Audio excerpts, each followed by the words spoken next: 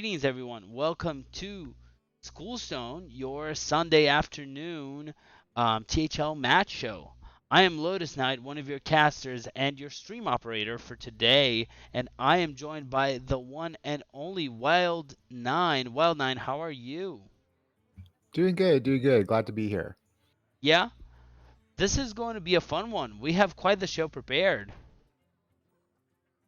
Yeah, two legacy matches. The first one in the 5 seed, but still gonna be a good one, and also gonna have some meaning. And then Yes. the second one in the 2 seed, right? Oh yeah.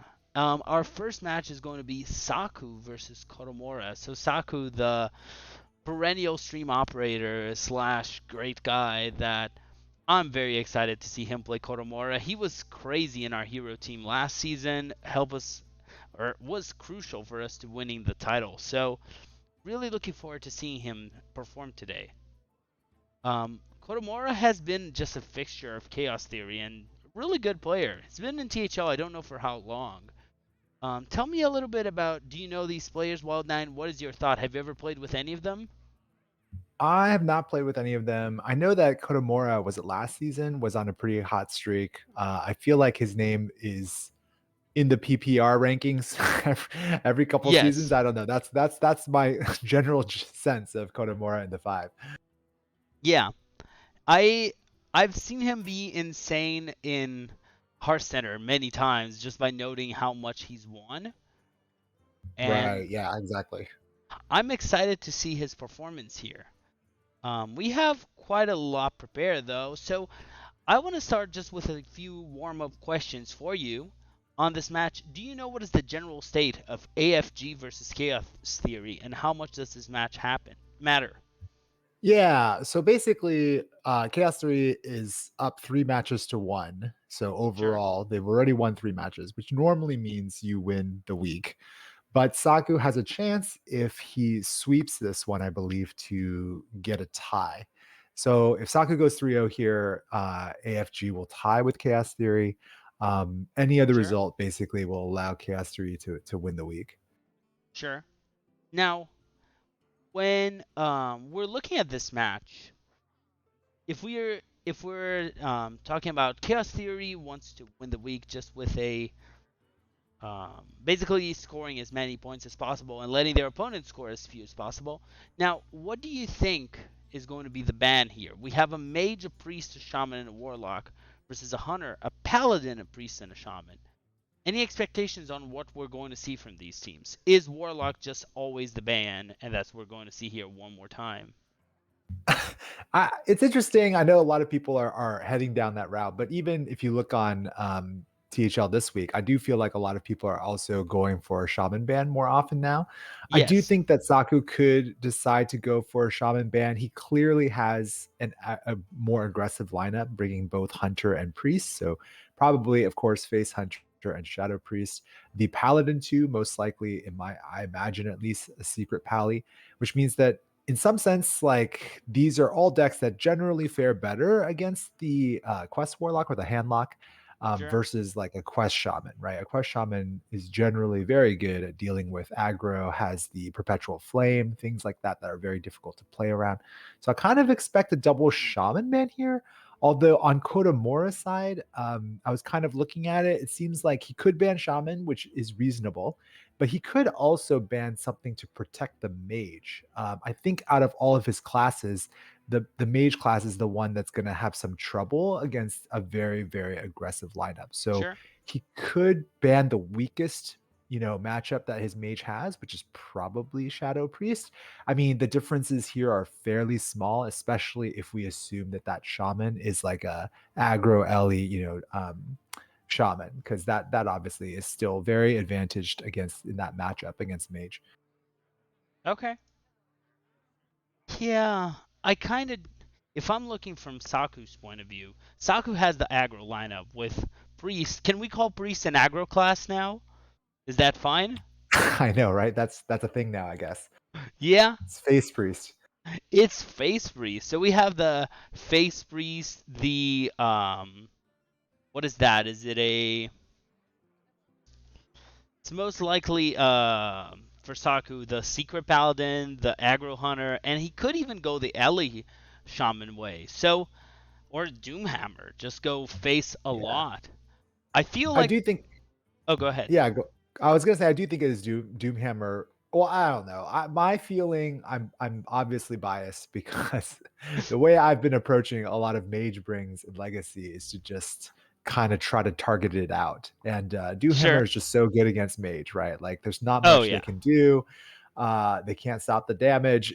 You blow them up out of nowhere. So it just feels like, hey, in this matchup, that shaman you could bring something else, but you could also just say, yeah, I have reasonable matchups against the other two, and I'm just going to try to get a huge edge against this mage. Mhm. Um. Now, taking a look here, if they're going to edge out the mage, I think actually the warlock is not that bad of a matchup because the warlock can fall to aggro decks. It is kind of insane, and Yeah. we are kind of. Are we guaranteed that it is getting nerfed at this point? Yeah, it's 100% guaranteed, right? That's what they said. We're looking at two. I think if I remember correctly, two card changes, both of them affecting Warlock. Now, I just want to take this moment before we begin to talk to Blizzard for a second and ask them, is it too late to include a certain mind render in that list? Just a little bit. You don't need to destroy it. You should. You don't need to. But is it too late to stop Shadow Priest or include something from Quest Shaman? But most importantly, I think, is including Elucia. Yeah, it's going to be pretty interesting, I think. After nerfs next week, if it really is, if they're really are gonna stick to two nerfs to Warlock, it'll just be interesting to see Shadow Priest, Quest Shaman in particular, possibly Mage, if Mage is gonna be a counter to Quest Shaman or something like that. It'll be interesting. Like it'll be another rock paper scissor kind of meta, I think, but just Yes. different. And so it'll be Yeah. interesting to see the reassessment after the next 2 weeks when they said they're gonna. Is it another week or two where they're gonna like reassess and figure out nerfs in the long run? Yeah. I think this is going to be a tiny nerf. I would be surprised if they go for anything else.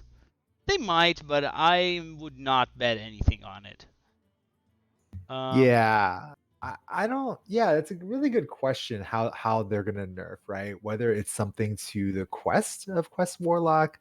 Some people have talked yeah. about some small nudges there, or to Stealer of Souls, right? Like that's another possibility just because of the way that the tweet was Yes. worded. Some people think it was a, fun mechanic kind of thing. It's like no fun kind of thing.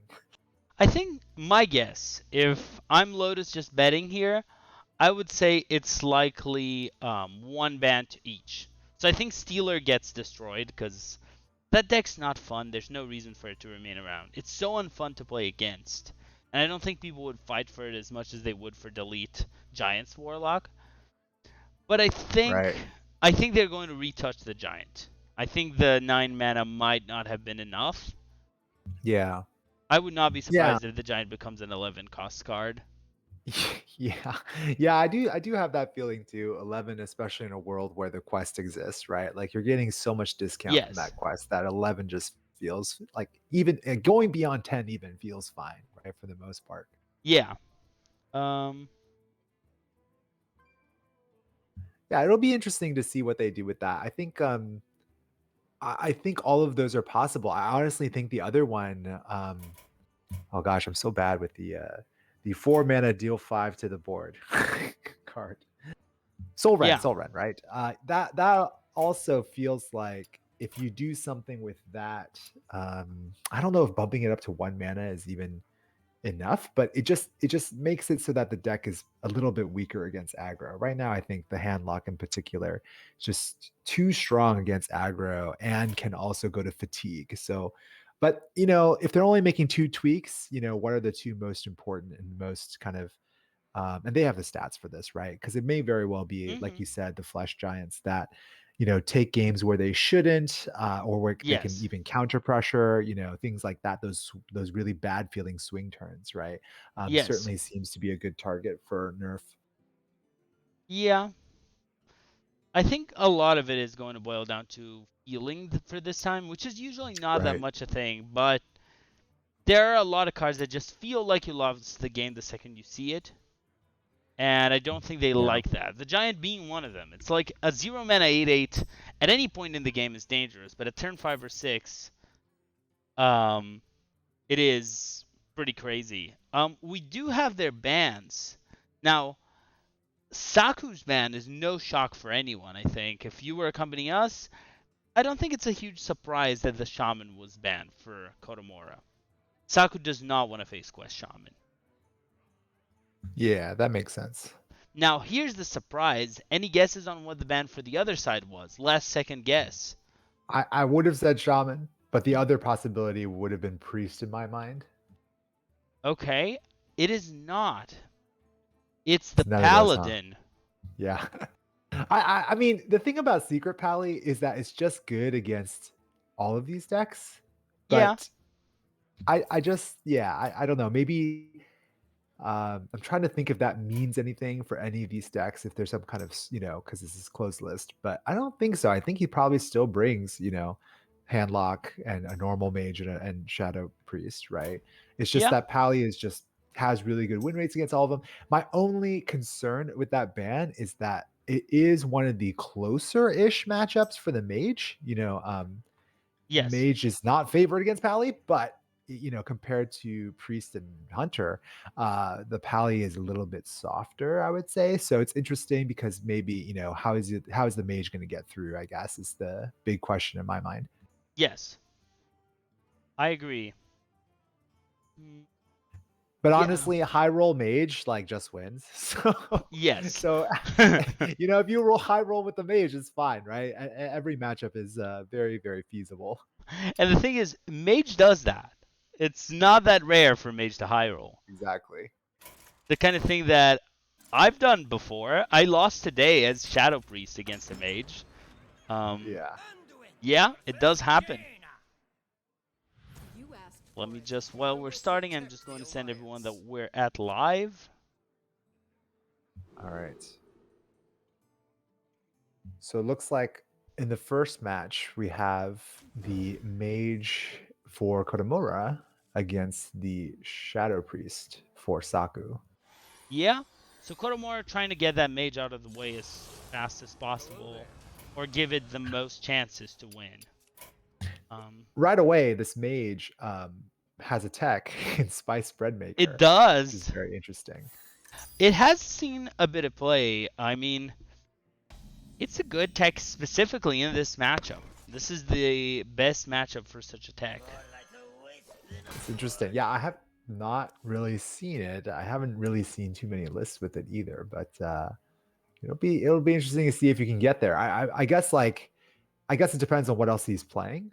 Yes, Because if you're playing this, that probably also means that you're not playing the spring water, right? I well, imagine at least. some lists are playing both, but Springwater Wow. may just be an AI. That's the problem with Yeah, Springwater. yeah. Yeah, It because you want card draw, right? Like that's the thing with Baker. You need enough card draw, and it's probably too late, by the time you get your quest done for this Baker to yes, be that relevant. So you probably want the card draw to come in before. yeah, not what Saku wanted to see there.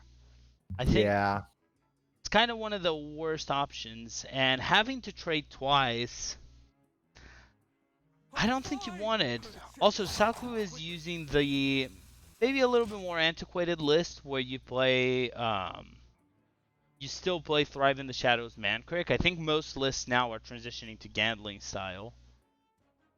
yeah, I do see that as a transition a bit, but I don't know. Like, I don't know. I've definitely talked to a lot of people who've played both, and it feels a little feast or famine with the gambling list. Sometimes you just draw really poorly, and sometimes you blow people out, and it's insane. So I Yeah, thought it was interesting in that last play that he didn't consider coining maybe the 1/3. I know it's not super ideal, but it kind of yeah. feels like he's taking a very slow line here, which gives me a little bit of concern.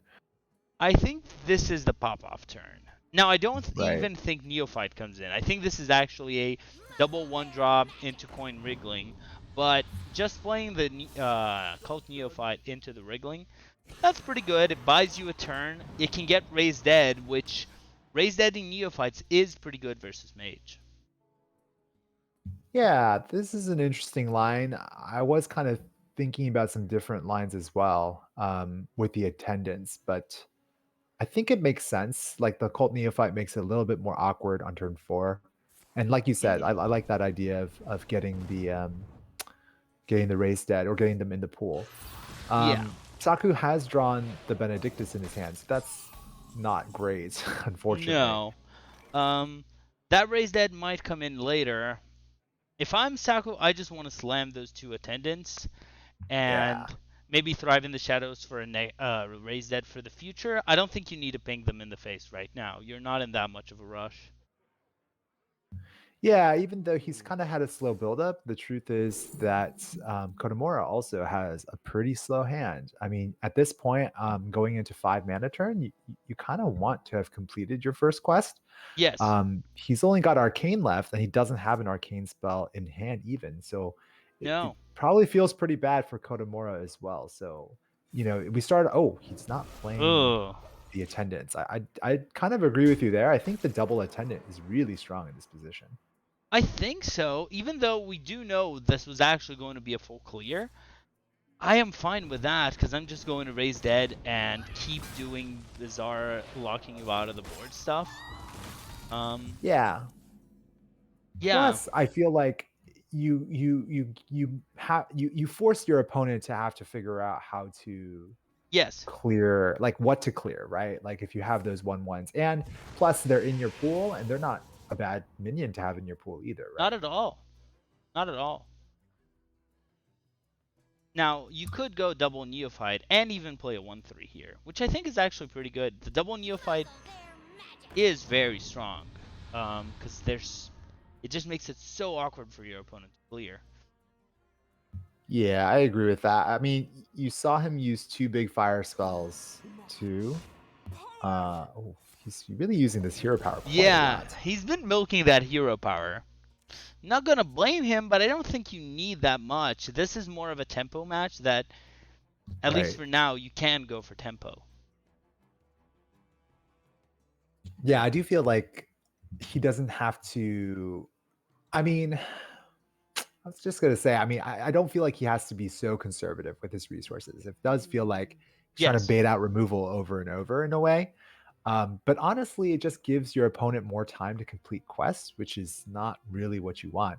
The good news Yeah. for Saku, though, is that he is nowhere in sight getting close to this quest because no arcane spell, a bunch of fire spells in hand, which Yes. also makes things awkward because that means you won't have the fire spell for part two, phase 2 and 3 of the Yeah. quest, and you still have the spice bread maker, which is kind of a dead card if you don't draw your card draw. Right. Um. Now here, Saku can go for the um just drop the Cult Neophyte and Raise Dead. The interesting part is by playing this Shadow Spell drawing card, he can actually get 4 mana deal 4, which is pretty good into Mage, especially at this point in the game. Right. I liked what Kodomora did there, though, in terms of just holding the fire sale. I Yes. do think like you can't overreact to these two minions on the board. The fireball to face was interesting.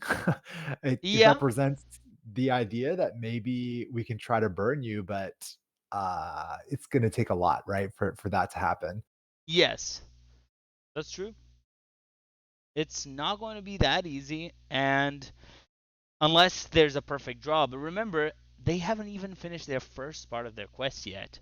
And that Right. Baker, as good as that card is, that card does nothing right now. It's like 4 mana heal, 4 mana 3/2 heal 3. Yeah. Um, So here's the board clear, full clear, yeah, but you've gotten him down pretty far. Far enough with the void shard in hand to. yeah. Oh, this is interesting. He's going to play the 5/6. He is going to play Benedictus and the Homunculus and the Freshman. I think that's fine. Um, Yeah, I think you just reload. yeah, He's pretty close. I mean, honestly, he has this other attendant in hand as well. So Yes. getting out a little bit more damage here and there, and then your hero power and the void shard kind of bringing you home seems very reasonable. Yeah. Seems like he's rethinking the Benedictus, perhaps, but I'm not sure. Yeah, I'm not sure what else you do with your mana if you don't play it. Yes.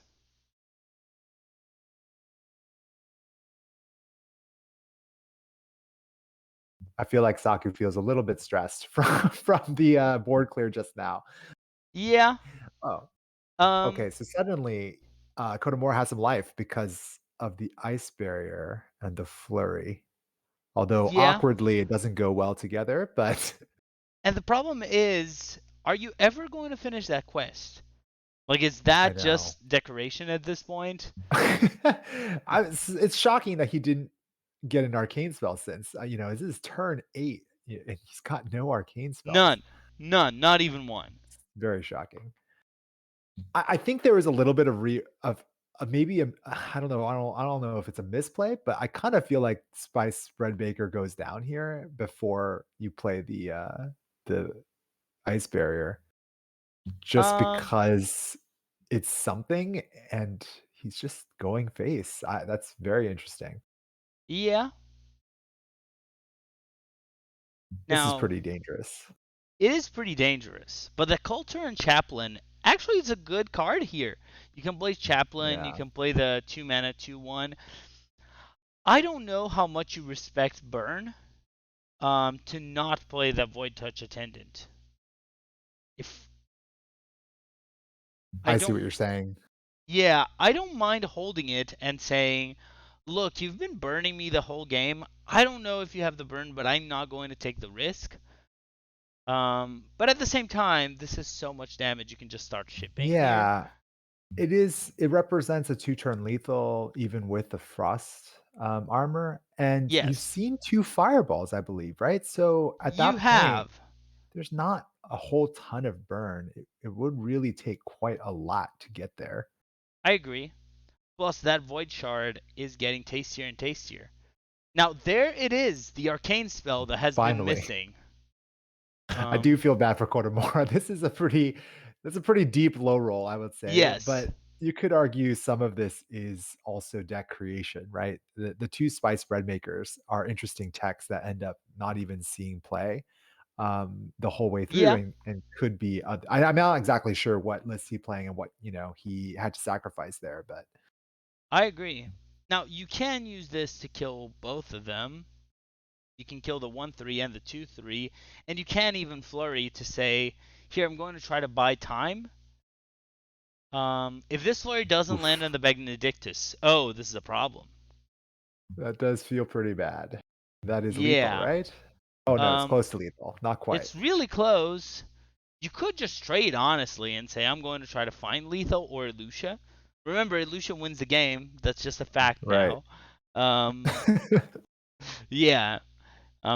Just some interesting Oh, note okay. for everyone. He just plays it, which is also fine.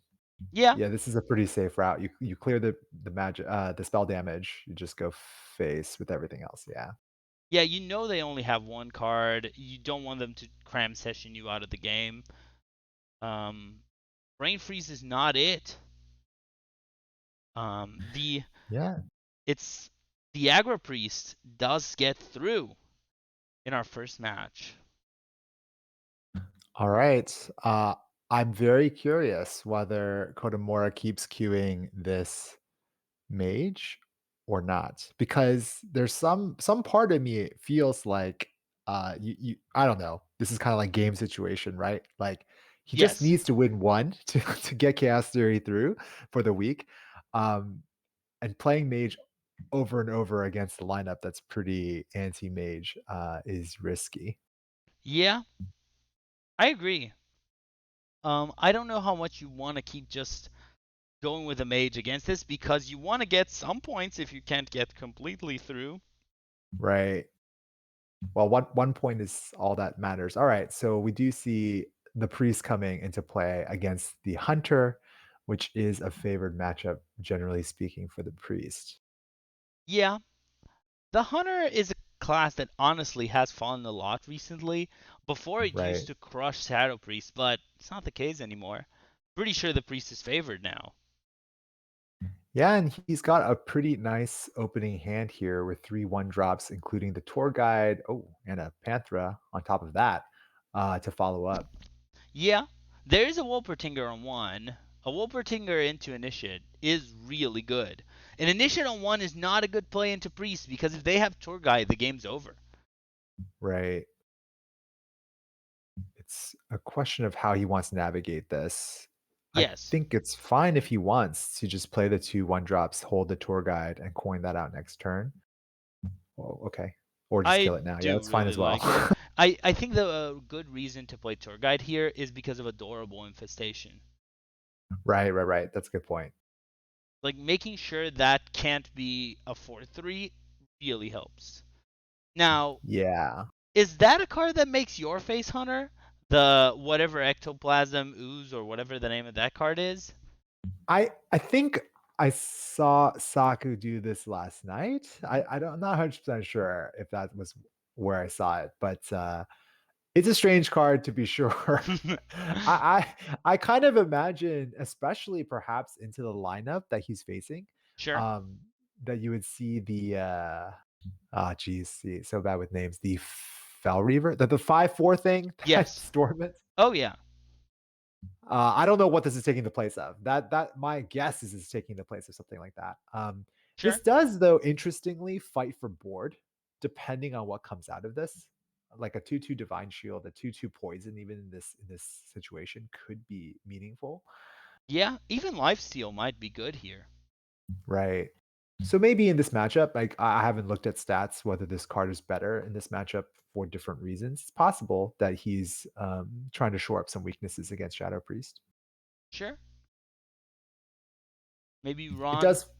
Oh, go ahead. Go ahead. Oh, well, I was just gonna say it does feel like in this matchup, it's just so important to win the board in the first 4 or 5 turns. I agree. I think the big problem with Hunter right now is even the Shadow Priest has a lot of resource generation.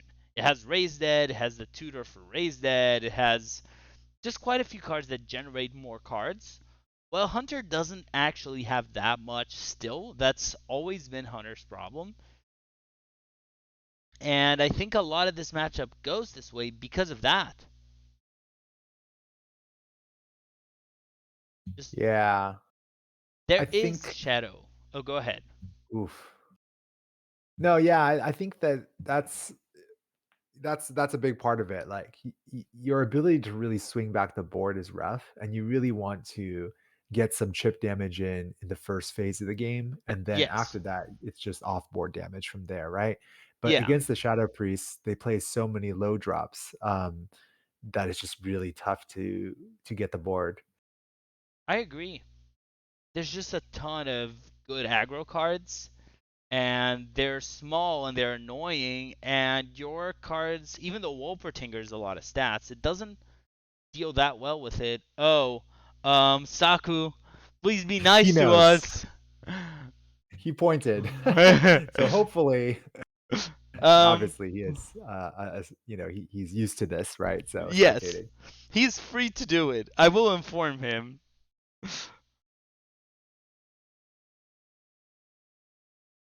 Interesting too that he's playing pack mules in the face hunter. I do believe that I saw this yesterday as well when he was on stream. Yeah. Um. So if that face down pack mule is played, I believe we crash out. Oh, he's just racing. Interesting. Now, why did he not play the Wolpertinger there? I'm not sure. I think I'm not sure. I honestly I thought that that would be the play alongside. Yeah, if you're going to race, which I don't think you can race, not at this point. Yeah. Um, I think in particular the 2/2 goes into the 3/2. I think you still value trade where you can. So that seemed yes. a little bit strange because now your opponent's going to value trade, right? Yeah, your opponent can just dump his hand, value trade, and then hit you really hard in the face.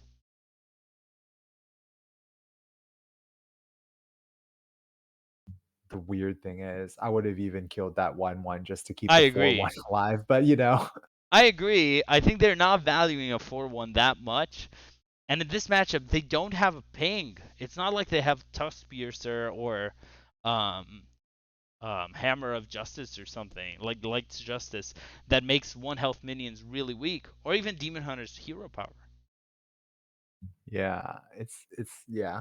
It does feel like both sides are prioritizing face damage. Yeah. But I do think in this matchup, you wanna try to solidify the board first, in the first phase of the game at least. Now, I do want to note if there was already a Wolpertinger around, this was going to be so much face damage that I think it would justify this plan a lot more for the priest or for the hunter. Yeah, for the 100, yeah. It's interesting he's just holding it still. Yeah, I'm trying to figure out for what. and he is dead now, so I'm not sure if Kotomura will see it or is it not dead yet. Let me do the math. 5, 8, 7, 15. Yeah, he is dead. Yeah, that's right. Yeah, I think he sees it. I hope I'm so. just guessing because he's been going face so much that at some point he's gonna see it. Yeah. I don't imagine Um, he's gonna trade. no, Yeah, there you go. and just shadowing out the hunter. All right, well, that does seal it for Chaos Theory for the week. Yeah. You just Uh, had to win one. that is true. Now, even though Chaos Theory went through, this match is far from over. Yeah, we're tied up at one apiece, and well, he did switch out of that mage. Yes, So if he follows that logic, maybe he will play the warlock instead, or but we'll he'll just see. come back. Yeah. There is always the, I want to play the deck. I like it. That would be Sure. fair. But the priests have gone through. We're not seeing Shadow Priest anymore. We are seeing, as you said, Warlock versus Hunter. Okay. So this is one of those ones where I do think, having tech like the Spice Bread Baker is great for the warlock. Yes. We'll see what kind of tech he's brought. Yeah. I'm also just very curious at Saku's list because it doesn't seem to be super well adjusted for these more control deck oriented decks. No, it does not. I think honestly, a lot of this match for the Warlock as well boils down to whether the Warlock can draw one card, and that card is Soul Rend. Um, Yeah, that was interesting. I think both players kept their whole hand. yeah, and It seemed Saku like does not like playing Wolpertingers. I just want to note apparently that it's the best one drop for Hunter, and nope, no, he does not um, like these wolfy bunnies. no.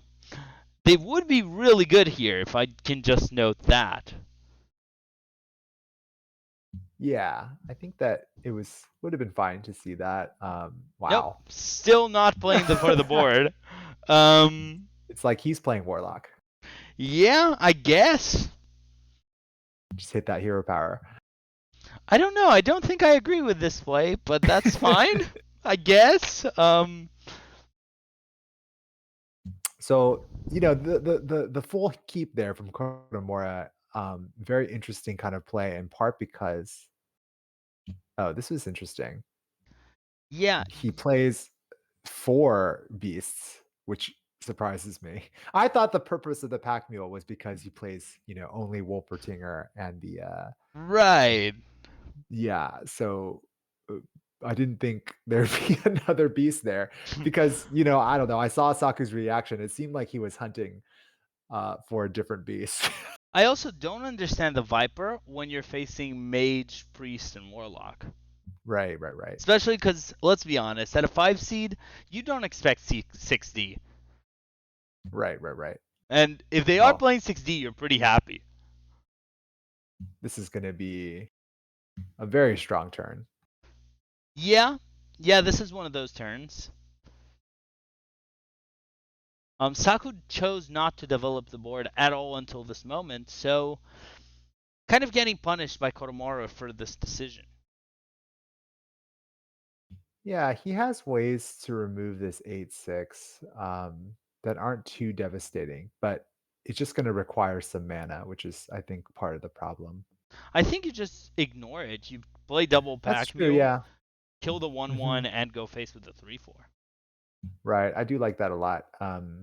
Because I guess why else are you playing the pack mules? Yeah, I Especially in this matchup. I do think, just as general advice for Saku based on his game, it's really important to be willing to go to trade more and just play for the board. Like Oh here, my. yeah, I really don't like this. There's no reason to do that. They have raised dead, so I don't know. Yeah, that seemed pretty rough. I think that the Yeah, whole point there is that you just take advantage of the fact that these minions have taunt, right? And you buff them. yes, yeah. There's no reason to go face there or trade into the 8/6. You can kill the 1/1 because the weapon is pretty good for that. Now they can just raise dead and then get Yep. another Anetheron For 1 mana. for 1 mana, and even just play a Knoll if they want to, or a Flesh Or a Giant. flesh giant, even better. Yeah. I don't know. This looks really rough for Saku. Yeah, I'm not sure how you come back from this.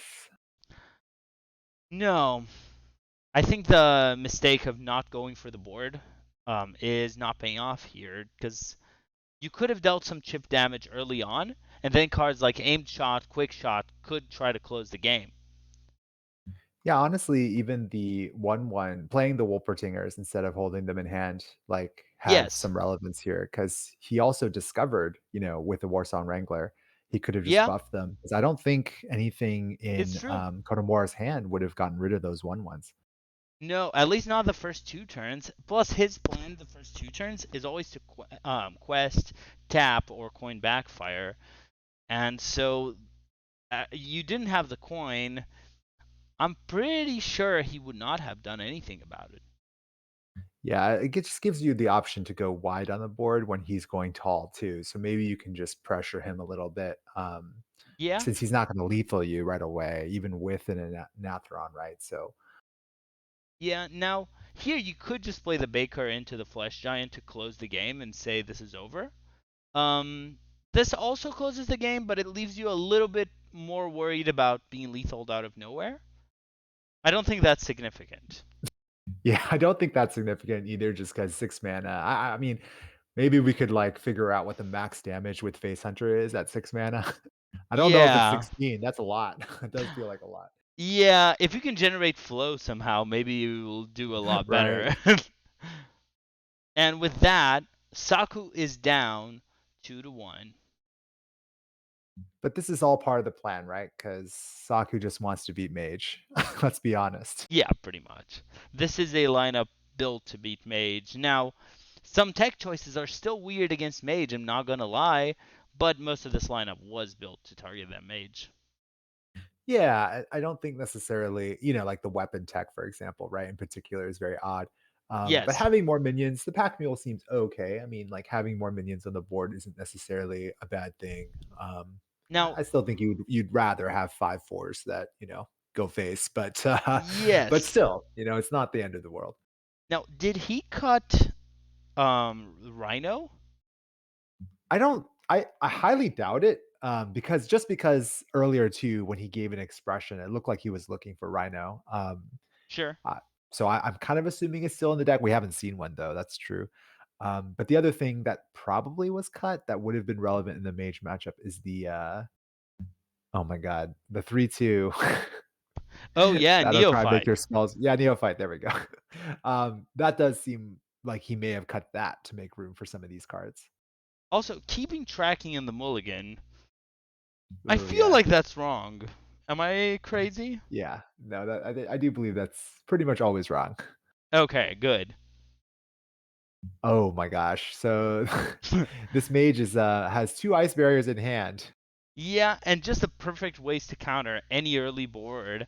Um, Now, assuming Kotomora can draw arcane spells, this is going to be a good game for Kotomora, it feels.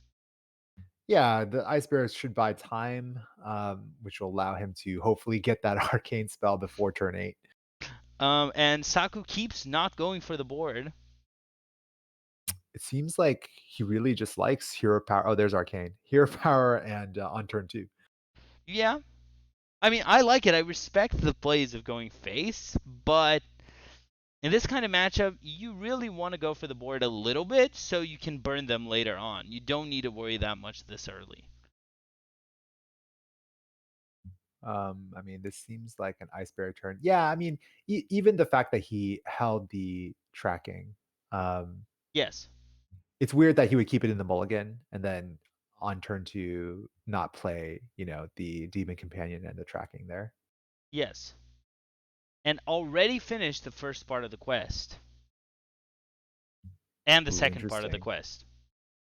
I think I still like the Ice Barrier here, even though wow, he's gonna point that to face. I thought the only reason you would go for the Runed Orb is to maybe try to kill the Mankrik, but I guess Sure. Kodomura decides otherwise.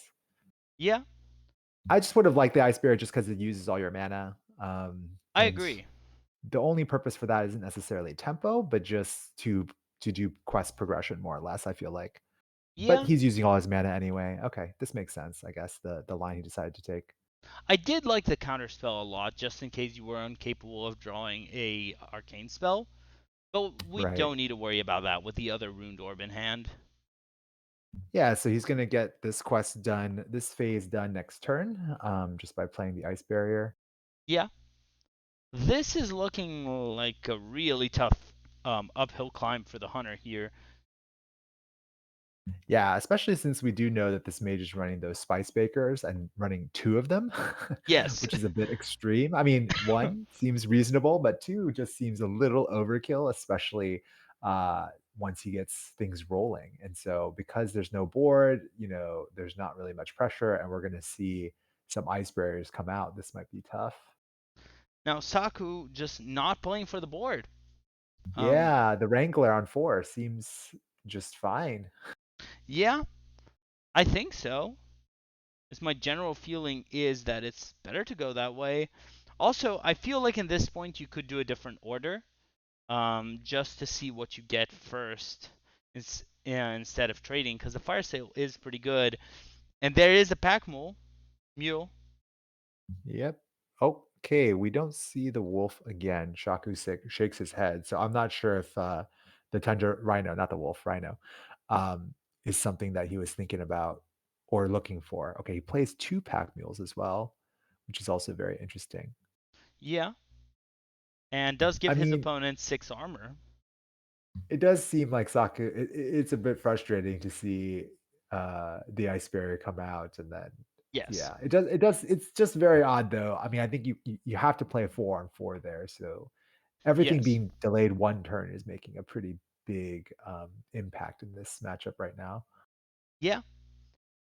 And I think a big deal is just the amount of hero powers. Maximizing your hero powers is not how you win early against Mage. Late it's pretty good, but early you don't really need to go that route. Right. Oh, interesting. He goes for the arcane. Does that mean he's gonna? Okay, I was assuming that 3 mana would be for frost, and then 2 mana would be for the arcane spell, probably. Yeah, I didn't think you needed to go AI there, but this is fine. It's never a like you are pretty much ahead here. You could Right. He's even not under hold a on lot the of fire pressure. sale. Right. I would assume that he's waiting to see something here. Is Saku Like going to be nice to us? so He far so is. good. So now we're going for the board. Now we May are. feel a little bit late. Yeah. Um, there's a fire sale in hand. There's just a lot that can be done, and fire sale also finishes the quest. Right. It's gonna clear all but 1 minion, and I'll leave it at a 4/1. Yeah. If he wants to hero power. If he wants to go refreshing spring water, then he won't have mana for that, I don't think. No. I think. Hmm. Whoa.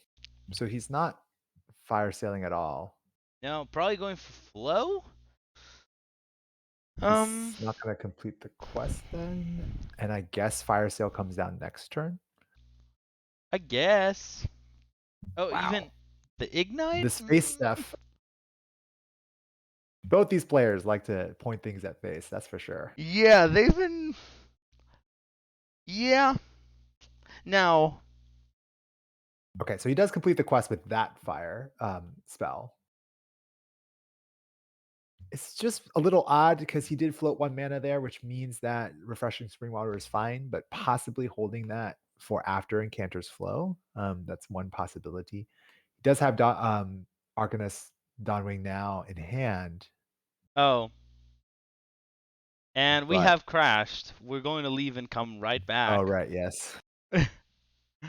um. Yep. Saku, He I'm had to sure play it. he did. Well, no, he did not. He could have done a way different plan. But uh not over criticizing. I just want to know that there are plans that I would have recommended different routes, more earlier board routes. But Right. yes, he did have to play it at this point. In which point we do crash, and I'm sure Saku knows what happened there really well. So, okay. So now he's going to fire sale. But I mean, at that point, given the game state, I think that Saku has to just hope that there's no fire sale. I mean, nothing else you can do there, pretty much. No, at this point, I think this was a correct play. My thought is more, did it have to get to this state than anything Right, else? right, right. Exactly. Yeah. I mean, the fact that at the very least, I mean, it was we have oh, Oh, there's Sa- Mogra. Sa- Saku had a little expression there, interesting, um, because maybe he wants all of it, but the uh, Olga's pretty good. I mean, that's pretty Olgra's good. pretty insane. Not going for Olgra. Oh, not going Okay. for it. Still thinking there's more damage in the piercing shot. It's I gonna shoot a guess. 1/1, I assume. Yeah. Mogra was, I'm pretty sure, always better, but that's fine. I'm not going to question it. I think it's interesting because even though we could see the hand of Kotomora and he did have a lot of good, a really strong hand, like you want it to at least force the ice block, right? Like you want that to come out by now. Yes. He is getting a bit low, Yeah. and is there a way out of here? This is tough. Not Viper. You wouldn't. You do need to trade this Viper. So let's see what he gets. Oh, okay. So he has to pop it, which is fine. Yes. I mean, he's still somehow getting close, but it's going to be a bit disgusting once once Yeah. Incanter's Flow and all this draw comes out. He's gonna Yeah. draw the rest of his deck. Now, he does need specifically aim shot if he's going to win, assuming his Right. opponent doesn't kill him this turn. Right. I mean, this could just be game over here. Oh, Yeah. Oh, there's a Baker. the heal is also fairly relevant. Yeah. Oh God. Oh, see, that's exactly see, this is the Yeah. problem with running both of them as well. Yeah. Yeah. This is And literally the actually, problem, yeah, and actually the odds were pretty high that he would draw one, relatively speaking. He had right? 8 cards in deck, so, he hadn't seen any of them, he only had 1 in hand. So it's not that unlucky. No, I would not call it unlucky. I would just say, um, I don't even know what to This say. this does give, Saku an out. Yeah. Yeah. Saku now has a chance to win. Um. Yeah. That is not it. No. I think that ends the game though. That should be I'm enough for pretty Kotomura. sure. I'm pretty sure with 10 mana, and at the very least, you could just double spread Baker. Not that you should. I mean, I'm pretty sure you're gonna find lethal, but I mean, you can ignite and then play Creme Session, and that almost always wins the game. You can even ignite Flow in Creme Session, and that almost always wins the game. Or you can double all right, Baker and say, let's keep it we'll just going. Baker and see what happens. Just in case. I mean, like, I kind of Yeah, understand the emotional feeling there because he was gonna Baker last turn and then I made it get it. dicier than it needed to be. I get it. Yeah. Oh, he really is double Bakering. Okay. It is a play, I'm not gonna lie. I Um, mean, yeah, it is. would I I mean, at do this it? point, you could just hero power. But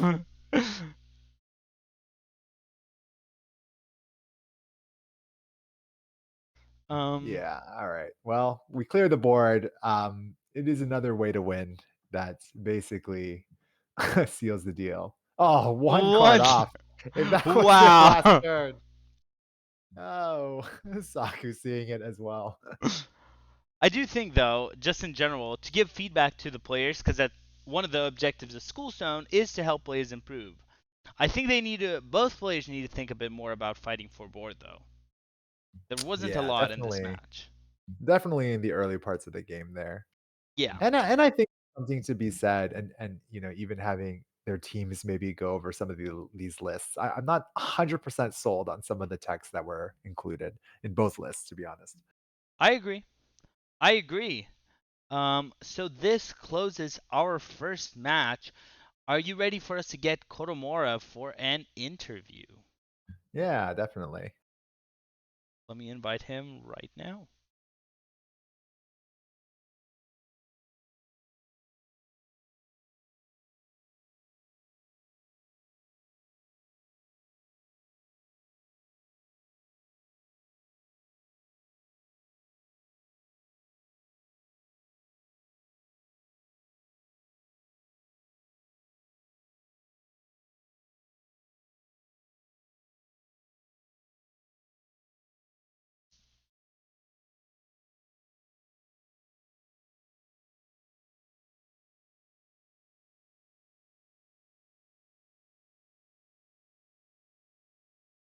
I'm adding him as friends on Discord because that's how we need to do it.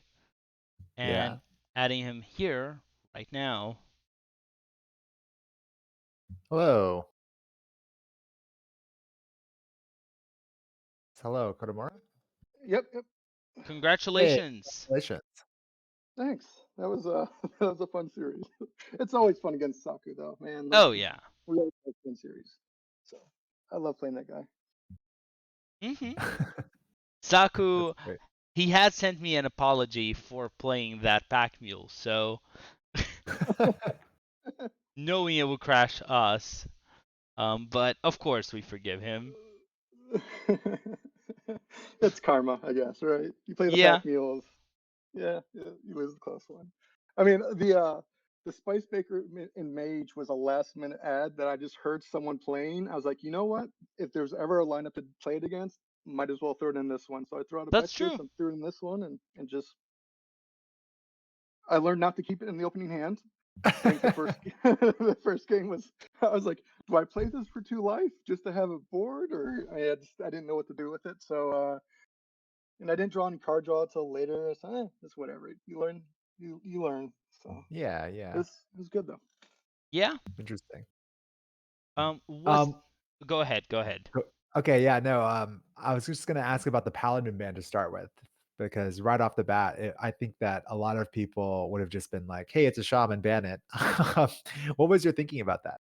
That paladin is good against everything, and so if there's one thing, like it's really good against warlock. I mean, just I've really had bad times against it on ladder, and just in general, I thought it was just good against everything, and so everything else kind of had the same play style of just rush face and kind of beat you down. So I figured if I was going to play against that, I was teching against that, I'd rather just play against that one style, and then just draw well and just hope I drew well, which I did. So that mage game I drew really well. The warlock game I drew insane. Mhm. So I mean, if I'm going to do that, I'd rather have a chance opposed to just getting secret locked, Right, um, right. and just not having a chance to do anything. So yeah, That was Yeah, just it definitely worked out. I mean, you didn't even need to see the shaman, right? So, yeah, yeah, uh, what other kind of I don't know if you felt worried, I guess, that your mage would get through. Like you were saying, it yeah. was a very aggressive lineup that you're seeing, Yep. and you tried to tech for that, and you're kind of prepared for that. Was that the main class that you were concerned about getting through in this 100%. matchup? 100%. Okay, Yeah, I knew going in to get lucky with it, and I knew I had to kind of. I even thought about putting Viper in it for against the Shaman case of being Doomhammer, right? Just trying to figure out just different ways, and I realized it wouldn't even work even then. So definitely was the weak link, and I thought about just running a Apexis to just go over the top and just race, um, which I've had success with in the past, but I just because there were three, I was targeting an aggro lineup. I thought maybe just throwing the Spice Bakers in there just to give me that extra turn, just that recovery. Because you know, and against Hunter, it really showed out that it just stalls sometimes, and sometimes you just need that one or two turns, that six extra life, and I think that really proved his point there. But yeah, definitely Mage was the weakest by far. yeah, yeah, interesting. Um, yeah, I mean, did you anything else that I guess you thought about in terms of your lineup? Like other tech cards or other. It seemed like you put a lot of thought into how to approach the aggro matchup in particular. Well, that's what in this format I always do. The classes like last season, I played only one lineup the whole time. I never changed it, and it was because it was so versatile. Because you can either go control or you can go aggro with it. Like priest, I can go quest priest and go full control. I thought about it. I thought to target paladin, to target hunter, to really just get life gain, board control, and just never worry about the quest going off. Just using quest for card draw and just outvalue them. But ultimately, you know, Shadow Priest is so good, and I ran you didn't see into the full package, but I mean, I ran the full like face damage with oh, what's the guy that makes all your guys 4/4s? I forget his name, but even Gambling, that right? guy, Gandling. yeah, Ganling, Yeah, yeah, just for more presence on the board. That was really the only. I mean, I even with Warlock, you can go so many different packages. You can go D6 or D7 now with right. the life gain, but um, or even zoo. Like I thought about going just pure face quest and Mm, just try to put creatures on the board, race them there. But ultimately, double Spice Maker into Warlock. I mean, I don't need Battlemaster anymore. I mean, really, that's not going to win right, you the match. It's just going to be about control. And I drew the nuts. I mean, I couldn't have asked for a better opening hand because even like the 10 the 10 library cards don't matter in those matchups because you never really get there, so you just want right. some good early stuff, but drawing the double hyenas and then having them be able to come back and drawing the 8/6 early was, I mean, I couldn't have asked for anything better. I mean, that's really hard to Yeah, go against. The Giants were just gravy, I mean, at that point. right, right. Yeah, no, you handled that really well. It's interesting to hear your approach thinking about aggro and both the ideas of going over and under essentially, right? Hmm. Like just outlasting versus racing. And some of these Yep. classes have the ability to go kind of both ways. Like even in Correct. the mage matchup where you're just pointing everything at face in the shadow priest matchup, it was very interesting to see that. It's like, yeah, I guess like that is one way, especially if he's gonna play, the attendant, right? That actually helps Yep. you burn as well, right? So it makes him, and there were moments where it's like, does he play the attendant here? Because he's kind of at 11 and like maybe there's Yeah. some kind of counter lethal or something. So it was very interesting even to see that in that matchup where, a couple of different draws, or if, Yep. Spice Baker is deeper in the deck maybe and you have something else there, it could have gone very differently. Well, it's funny because I wouldn't say I cheated, but I watched Saku play yesterday on stream, and I knew Right. he played the same version I did, which is with the knife vendors and a lot of face. He if you can restrict him down and put him down to a reasonable number, I can probably burn him out. And so it was that, and the same with cards I had in hand. Like I had the board clear, and that turn where either I played it then to save a couple points, or hopefully he flooded the board, and then I can just kind of clear everything. And so I took the risk there, knowing that the only way really Shadow Priest can do it there is to outrun me. So they try to flood the board and just making sure I had enough to clear and ping and keep that damage down to a minimum. Yeah, those are scary turns though. I mean, just you never know how good they get going. But yeah. Yeah, no, It worked out. that's a good read too, because Knife Bender kills himself too, right? That kind of Yep. thing. Yes. But it was just interesting because that was a match where you couldn't even get past the first phase of that quest, and, it was turn 8, Yeah. and it was like, Yeah. "Where's the arcane spell?" And then you finally top decked it, right? It was like Yeah. that it was very interesting to see that because in a situation like that, you wouldn't expect it to be close at all, right? Because Mhm. obviously you're trying to complete the quest on turn 3 or turn 2 or whatever, and it's turn 8 and you can't even get past phase 1. So it was cool to see how you were gonna try to navigate that and still make it In interesting. yeah, in aggro matchups, I tend never to try to complete a quest. Mhm. For the most part, it's more about the card draw if you can get it, just to get resources in hand. But if you're trying to race to, I mean, yeah, okay, you complete the quest, but on turn 5 you drop your guy and then they overrun you and you're dead. Like there's Right. no real benefit to it. You have to make sure that they can get all that chip damage in early, and then hopefully your spells and stuff can just stall them out enough to go over the top and just hit them in the face. Yeah, and that's why I mean, Mage is the one class that's kind of remained consistent over the 2 seasons of like it plays the same way as it did last season. For me at least, I treat it the same way, and that's why typically I do the Apexis version, no creatures, just go face, just burn them out. Because too often you'll get in those situations where you're not drawing that third class, that third element, and you're just stuck. And if your whole plan is to speed that up, and you're just waiting for cards to come, you'll never get there. So. Um, I tend to have the mindset of that the quest never goes off in aggro matchups. It's just card draw. Um, Mhm. Looking ahead, I guess, to Hmm. next week when we're told that Warlock is gonna get nerfed, do you have any thoughts, since you've kind of even preparing for this match has had to think kind Hmm. of about this, about certain classes that you think, Mage, for example, what do you think is gonna happen to them if Warlock becomes less relevant? I don't know if I mean, maybe it becomes irrelevant, but certainly less relevant. Do you have any thoughts of how you think that will shape up the meta for even next week for THL in this closed series format? Yeah, I mean, I think it definitely will. It will make me think about bringing Warlock again. I've been thinking about maybe switching over to Rogue for the flexibility on Rogue for Hmm. either Poison Rogue or going Miracle Rogue. Um, I don't know. I mean, I think it depends on what the nerfs are actually, right? So if it hits D7, I don't think it hits us that much because I don't think a lot of people play the D7 version because it's such a high skill cap and it's such a Right. high APM thing and so many things can go wrong. And with aggro lineups, they can just kind of run into it if you're not careful. I think you'll see. I've been toying around with a control quest lock where it's all control cards and you just kind of get there in the end as an out, but it just runs basically control lock like I did last season. And I love control lock. I think control lock is still amazing. And they got a lot of tools. So I think that may come back. I think you'll see more control. Um, I personally would prefer control shift overall in the meta. Hmm. Um, that's just more my style. I mean, my first golden class was priest for God's sakes, for back when it was useless. Uh, So I mean, I have almost 4,000 wins on priest, and I'm just like, what did I do with my life? Like, so it's but that's just more my play style.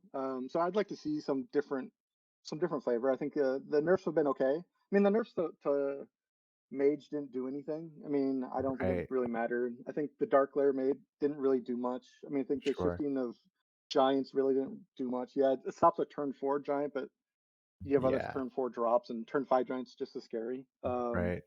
I hate Paladin, so anything that makes sure Paladin stays away, I think I'm okay with. But I think Paladin will be strong. I think they'll come back. But Paladin was owning Warlock anyways, Right. so uh, who knows? Yeah. Mhm. Yeah. Maybe Druid. Maybe I'll come back with Druid. I don't know. Um, I have just one final question before we move on to our next match. Um, Sure. the one question I want to ask for Kotomora is, do you have anyone you want to thank? Any shout outs you want to give? Anything you want to say? The floor is all yours. Sure. Oh, sweet. Oh, man, this how much time do we have? No, I just um I, Isocles is amazing captain. I mean, I can't tell you behind the scenes how much effort he puts into organizing the team and making sure the schedules are done. And then our Discord's so organized, broken out replays, deck lists, and he's always on. So, I mean, number one, I mean that first and foremost. You guys for putting the league on is one of those things that I was actually debating coming into the season actually doing it because of all the stuff that's going on with Activision Blizzard and just the stance of I didn't believe in giving them more money and that sort of thing. But ultimately, playing in this league mattered more Mm-hmm. of just doing something, right? So I have a full time job, I have kids, so like it's this is like my one thing that I do, and so the fact that you guys have it and allow all of us to play in it, I think is um, undervalued. So I do appreciate it, and I give my thanks to you guys. Awesome. I want to thank you for playing on stream. We love when people play us stream. I repeat this a lot, but if anyone ever wants to have their match on stream, you can always DM me, Lotus Knight. You can DM Saku. You can DM Wild9. You can DM Dr. Fish. We're always looking to have matches. All levels are welcome, and we promise a fun environment where we get to talk. And we'll in Schoolstone, my personal policy is to try to give you feedback for the future for players if possible during the stream. So if people rewatch, at least Absolutely. they learn a bit something I thought. And I'm not saying I'm right, I could be wrong as well. um, but I just want to one more time thank you. And well, Nine, are we ready for our next match? Yeah, I'm definitely ready to go. Thank you so much, Kodamora. Thanks, guys. Take care. Thank you, take care. Um, our next match that we're going to have right now is Trido 2 versus your Mumked. Trido 2 representing Red Fish, while your Mumked represents Dad Legend. So, Yeah, interesting how. match here. Go Yeah, ahead. Sorry. this is also for Silver, Legacy Silver. So, tell me a little bit about this, Wild Nine. How do you feel about this match? Yeah, this one is it's actually an inter conference, yeah, play, right? Because at least one of these teams is in gold. I don't know which one's gold, which one's silver, but and right now at least Redfish has a two-match lead, so they have won two matches. So obviously there's some pressure, I guess you could say, on Urmumkid.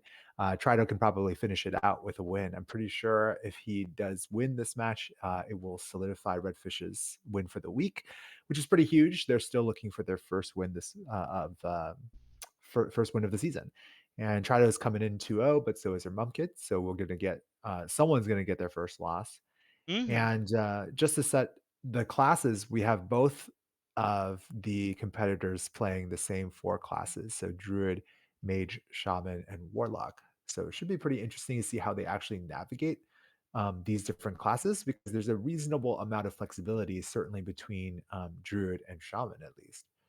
Yeah, what would you expect here? I know this is a very weird match, but any thoughts on what you're expecting them to be playing? Yeah, it's actually really hard to say. The main thoughts I had kind of looking at it is the kind of rock paper scissory situation you have with druid and shaman. And I don't know if that means that you try to ban one out so that you can have a better game plan, so to speak, going into the matchup. But you have Quest Shaman, which basically dominates, you could even say, the Ellie Shaman and the Aggro Shaman, but those have their own roles, perhaps, against both Druid and Warlock. And then you also have the two archetypes of Aggro Druid and Anaconda Druid. And those two archetypes also have a very polarized matchup against each other, as well as against different classes in the field. Yes. So it's a very it feels like, especially because it's a mirror, um, it's gonna kind of depend on the band strategy, but also maybe some degree of either mind games or just trying to figure out how much of a risk do you want to take. Do you just take the class that's 40-60 across the board sort of and just play a lot of mirrors, or do you try to get an edge by playing something that's a little feast or famine depending on the matchups you actually get? Mm-hmm. To be I'm. honest, yeah, go ahead. Oh, I'm just communicating with them to make sure we get bans and all the information. But go ahead. Yeah, no, I mean, to be honest, for me personally, these are one of the toughest kinds of things to prep. I don't know. I hate the kind of mirror match situation personally, just because, not that I hate playing the mirrors, just that it feels like the game is outside of my control. And I guess as a competitor, I just Sure. want to be able to feel like, hey, like I can kind of control my own destiny a little bit, or I can do something to create an edge. So at least if it were me going into this kind of prep, I might go the riskier route, or I might try to do something that I might try to figure out, okay, I think that my opponent is likely bringing these classes. What can I do to try to get an edge without sacrificing too much, or without kind of going overboard and risking too much? And that's kind of how I would approach this sort of thing. But everyone kind of has a different attitude, right? I'm sure some players will just have more of a, it's fine. We just go mirror. It's not a big deal. I'll just outplay my opponent, or hopefully get luckier than my opponent, draw better, right? That sort of thing. Be good at Hearthstone, so to speak. And that's certainly one, reasonable approach as well to this kind of mirror match. Sure. I Um, would say that Trido does have a much larger PR disadvantage, so to speak. Like, he's sitting at yes. 326, and Ermumkid is a 550 in the 2 seed. Mhm. And so I don't know if that plays a factor. I know that I guess if I were on Trido's team, I would probably, depending on his level of play and comfort, I would probably tell them to take a risk and just swing for the fences a little bit. Um, that's my attitude too when I play people that I just think are better than me. Like, I'm like, "You're Sure. probably better than me." So, let's try to get an edge somewhere where we can. Yeah. Um, Now we are going to. I think something really important. I'm just waiting for them to let me know when they're ready. But in the meanwhile, I think something important here when we're looking at mirror matches is there are two kinds of strats the way I see it in THL. There's the bring the best decks and try to perform as well as your opponent and assume that you're going to have an advantage because you're a better player or because you're more comfortable with one deck, versus the other strat of taking a huge risk. And when you're in mirror matches, it's a lot harder to have that option of taking a riskier strategy unless you see a deck that no one has seen. So maybe we're going to see the grand finale mage. Have you seen that one? I love that deck. Elemental Mage, right. It's just elemental mage, and then suddenly you play hot streak into grand finale and win. That one is hilarious. One Um, of the ones I think that is kind of interesting here, could be like a clown druid, for example. Like, it's actually fairly reasonable into some of these other classes. It could get an edge if you're facing Anaconda Druid, if that's what you're putting your opponent on, while still kind of staying like 40-60 in all the other matches, so you don't sacrifice too much. But if you put your opponent, let's say, on Anaconda Druid, it's just fine. It's reasonable. It has a slight edge potentially also against Quest Shaman, so maybe it depends on your ban as well. mhm. But honestly, these are all a little bit like, it's just hard to say, right? Because, Aggro Druid is a deck and it's fairly strong. Um, I Yes. don't know if that's also limiting because you're going into that Druid mirror. If you bring Anaconda Druid and you face the Aggro Druid, you can just get blown out, right? So it's very tough. That's a very difficult matchup for Anaconda Druid. Yeah, I think the one thing about aggro druid though is that mage is a very bad matchup, and so is warlock, because mage has removal for your stuff, Exactly. and even quest shaman. Quest shaman is awful for anaconda. Yep. This is So what I mean. It feels like a little bit of a bind, right? Because do yes, bring a class that's just gonna be completely demolished by one has a huge advantage over one class, but then is constrained by, basically every single other class, right? Because Anaconda Druid absolutely has a much better matchup against Mage. sure. Hmm. Yeah, I'm not sure I what mean, we're going to see here.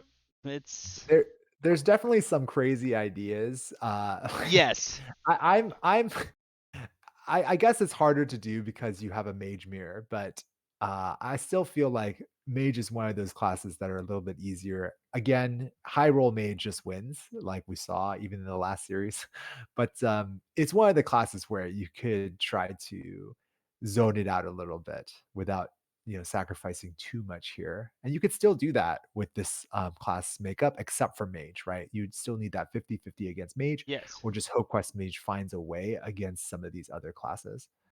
yeah, So, like, that strategy would be ban Shaman. Um, this is where it gets dicey, though. You bring the Zoo. the face lock, the zoo lock, Ooh, right? Because that's sure, got an edge against the mage, and the mage is not expecting that, right? Mage is expecting to beat Quest Warlock. So you can pivot there and then bring Anaconda Druid, or if you want to get super crazy, which I wouldn't necessarily suggest, but you could bring Miracle Druid, even a bigger advantage against Mage, huh? and then you could just bring the aggro Ellie Shaman, right? So like you could basically be like, yeah, Mage is Sure, 50-50 in the mirror, but everything else is going to get a 60-70% edge almost, or try to milk as much as you can in that particular matchup, and maybe you get sure. there that way, right? But again, that's high risk, potential high reward, right? Yeah, I do like the Miracle Druid as a choice. Now I don't know how to play that deck, so that's a problem. But I do like it as a choice. It's interesting just because it shuts out mage so hard, Yes, but it is pretty bad against most everything else. it's a rough one. It's pretty rough against anything else. Um, yeah, I don't know. It's a deck that every once in a while I play it and I feel like it's worse than the time I played it before. It's like I'm getting worse at the deck each time I try it. So I don't know. I feel like it's not the deck for me. I do know some people are performing really well with Miracle Druid. Yeah, I mean, to me, it kind of seems like the middle of the road Yeah. lineup call here might be. I guess you can still pick between banning Warlock or banning Shaman. I still think that you could probably do either, Yes. but a lot of people are banning Warlock, and so if you go down that route, perhaps you play that Quest Shaman. You could even play Ellie Shaman because it's very strong against Druid, and it's got a very good matchup against a better matchup against Mage, right? Yeah, so maybe Yeah. it's something like that. You just play like an Ellie Shaman. I mean, you could go aggro Ellie Shaman too, but then you have a few more weaknesses, I think, against the Druid matchup. Yeah. But yeah, I mean, and then play Anaconda Druid, right? So it'd be like Ellie Shaman, Anaconda Druid, Quest Warlock, Quest Mage. You ban the Warlock. That seems very, like no need to take any risks. Try to outplay my opponent. Generally good matchups across the board. Okay, so we do have the bans. The Trido has banned the Shaman, while your Mumked, with a surprise here, has banned the Druid. That's very interesting. That Yeah. is one way to go, and I have seen, I think my opponent this week for Legacy, also did that, ban Druid when I had a different lineup, of course, but left Shaman and Warlock in. I mean, honestly, when you bring Mage, I do think that is one of the directions. Like, Yes. I don't actually understand why you bring Mage if your plan is just to ban Shaman or Warlock. Personally, I feel like if you're going to bring Mage, you have you at least wanted the flexibility to not ban Shaman or Warlock and to ban something else. And my opponent also brought Mage, decided to ban Druid. I think that's actually very reasonable, in part because Druid is very it gives your mage a very strong way to get out for the most part. Yeah. And by banning that druid. Yeah. Um. But it does make me wonder what we're gonna see here. Like, yeah, I mean, could Ermumkin, for example, bring 60 Warlock, which is also, pretty interesting That's true. because it will have an advantage against Quest Warlock, which is the most popular Warlock, and it'll also have an advantage against Quest Shaman, which if he's putting Trido on that list, then it becomes a very strong bring as long as he can play it, right? As long as he feels pretty comfortable playing that Stealer Warlock. Yeah. Um. We do have the Druid versus the Shaman to begin, and this seems to be. I don't know which. Oh, it is Anacondra with Celestian Ward. We will get the Okay. Shaman as soon as I can start specking Trido. Okay. So it is the Quest Shaman. Now, Quest Shaman, I believe, is not favored into Anaconda Druid unless they have the really spicy start, right? Yeah, Quest Shaman is, it's at least on HS Replay, it's like a 50-50 matchup here. Kind of Sure. makes sense, I guess, to bring the Quest Shaman. I think Ellie Shaman does give you a stronger edge just because, Anaconda Druid, I Yeah. mean, I've Yeah. seen this sometimes, right? You play nothing for for 5 or 6 turns. It feels bad, um, and Yes. Ellie Shaman just snowballs out of control during that time. So I do think that it's going to come down to how fast Quest Shaman can complete its quest. Sure. Just That's make. one of the things I do feel about Quest Shaman. Like there are games where you get Lightning Bloom and Note Taker, and you just kind of like get the quest done, and you turn that thing in on like turn 6, and it becomes as long as you have a little bit of reload or the right spells, Yes. it gets out of hand very quickly. Yeah, I agree with that. I've had that experience more times than I'm willing to admit. I see the Overgrowth is going to come down on 3. So we do have a very great start for a Mumkid. He also has the Yes. Fungal Fortunes to follow up. Yeah. Really, all he's looking for with this hand is an Anaconda. Because if he can get that, it's going to be a just a busted hand. Yeah, he's got the Germinate and everything ready to go. Yeah. Even the Solar Eclipse, Yeah. if he needs it. Just can go crazy so easily. There's a lunar eclipse, so you could just lunar eclipse into fungal fortunes and just get a bunch of cards. Looking Yeah. for not Lady Anaconda. That is the worst one he could get. Uh-oh. But alignment is actually pretty good here. Yeah, that's true. He can play it next turn if he wants. If his I, opponent I overloads, that's a way of getting him out of the game. Well, yeah, I think this is an interesting part about this matchup as well, to really think about specifically the overload because and I've seen this, I think on Grandmasters, they're talking about this, right? When do you actually pop this first phase of the quest, especially when you're against Celestial and you're looking at 7 mana turn? Yes. Because you could purposely, in some sense, save it, right? Yeah. But he goes for it now. But then if you're going to go for it now, I mean, is he going to play the Novice Sapper? Okay, he is. So yeah, I mean, you're right in saying that if he wants to have a play, he does have the coin save. So if the play here is Celestial Alignment, then he could still coin something out. Oh, the coin costs 1 in that case. Oh, that's right. That's right. Yeah. I don't mind Celestial. I know Glowfly is also pretty good. Because it's Glowfly, and we do know they don't have the flame. But I don't hate Celestial Alignment here. What? How does he know that there's no flame? Oh, we know. He doesn't. Oh, we know. Yes. Okay. Sorry. I thought that you were saying a Muffkin knew. No, no. Um, He wishes he knew. I'm I sure he know. would like to know that. That changes his play a little bit at least. But we do know. I do think the safe play here, knowing that your opponent is locked out, is the Celestial. Sure. But admittedly, in his hand, he doesn't have any mana cheat. So that might be the reason for this Glowfly play instead. That's fair. And this is a good Because what play. yeah, like what are you gonna I guess you would just play Celestial and then play, flood the board. Yeah. But it's scary when I don't know, it's just I would just be scared. I think it's probably the right call. I would just be very scared of what of getting penalized here. But it doesn't look like he's going to get penalized here. Now, one quick second. What is that card? I don't think I've ever seen this card. It was Enthusiastic popular. Banker. It was popular. There was a phase maybe a week and a half ago where people were running this more frequently in the Quest Shaman. Um, I believe it's okay in slower matchups because it forces you to feel like you have to kill. It also allows you to reload because one potential issues for Quest Shaman, and if you do play a lot of your tempo cards right away for overload, Hmm.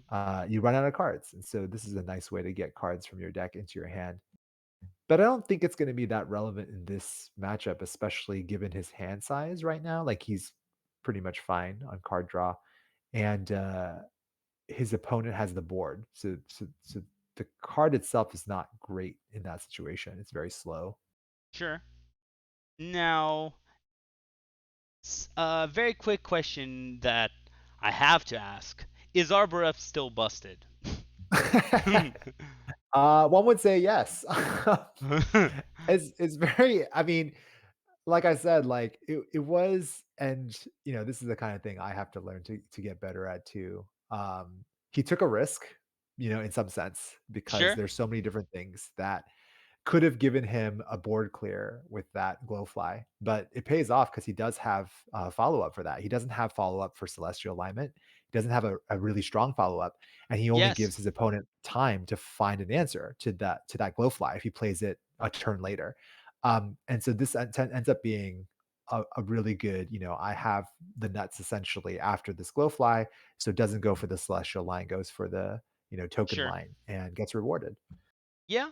And that's the thing with Anacondra. It's a deck that, yeah, you can play it the really Anacondra all win way, but a lot of times you don't need to even play Anaconda. You can just go token and win. You can just go late game Celestial Ward and win. There are many ways this deck can edge out a win.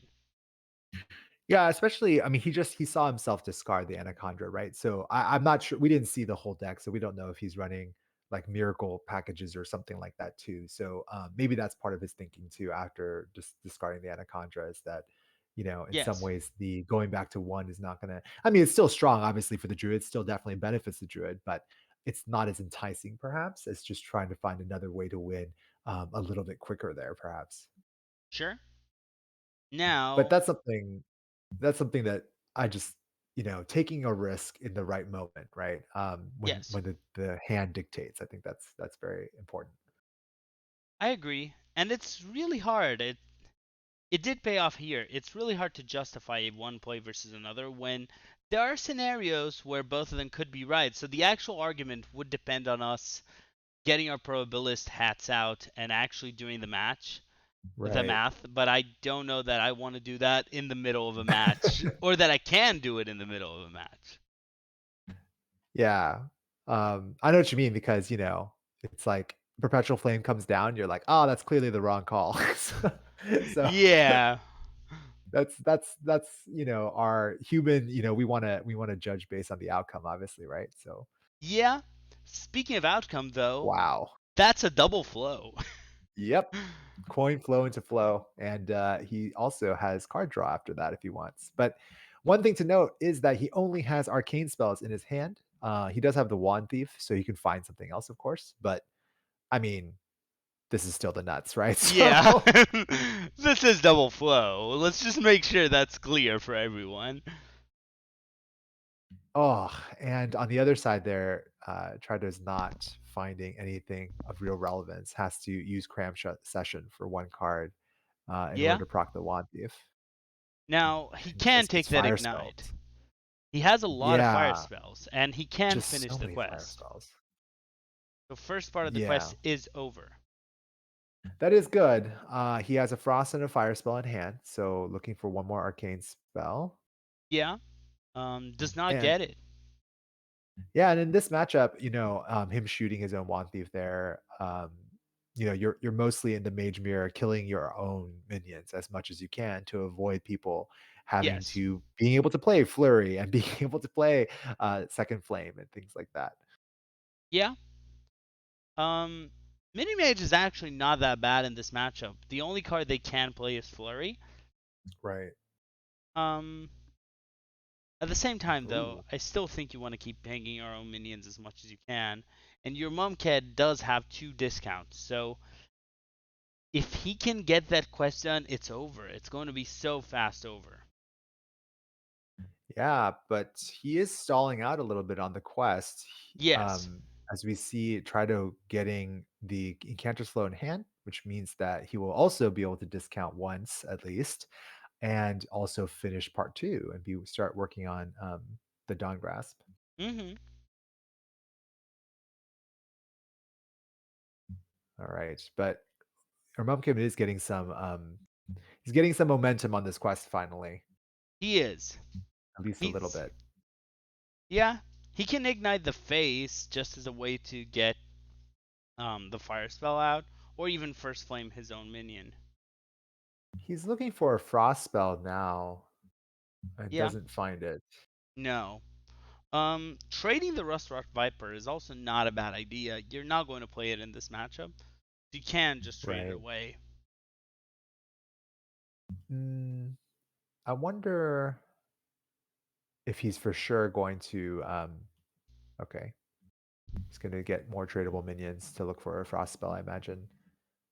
I Yeah, wonder if he's going to kill this Wand Thief off. I assume so, but maybe not. Okay, there he goes. he is. Seemed like he was debating between that and Ignite, perhaps. I don't know. He could have also done both, but I don't know if there's a real reason to do both, since he only needed Right. one more fire spell for this part of the quest. Now, his opponent is basically done with the quest. Well, literally done with the quest now. Yeah, and he has Frost spell in hand. He's got an arcane spell and a fire Does. spell. So Yeah, he could actually finish it right now, which I think is a good call, to be honest. I agree. I think it's pretty good. Make sure it's over. You now can get your Dawn Grasp, and you have a tradable fire sale. You just have a lot of stuff you can do from now on.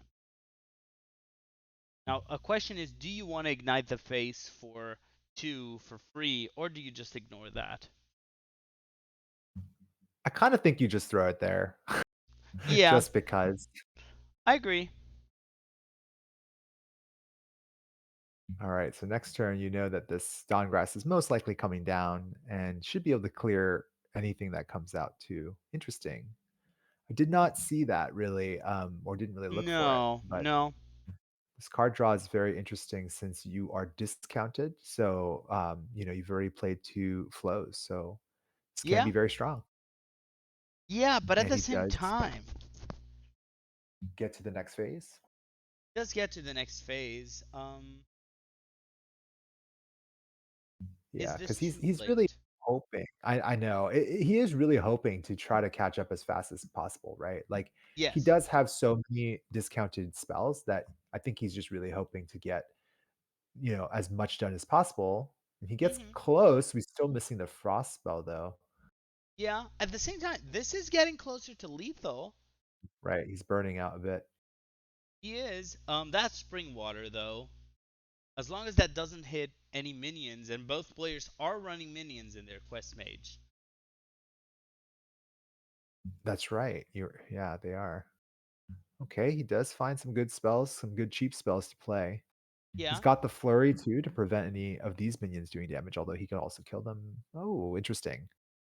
I There's also an actually ice barrier. Yeah, but I actually thought that he would just point like Ruined Orb to face or something like that.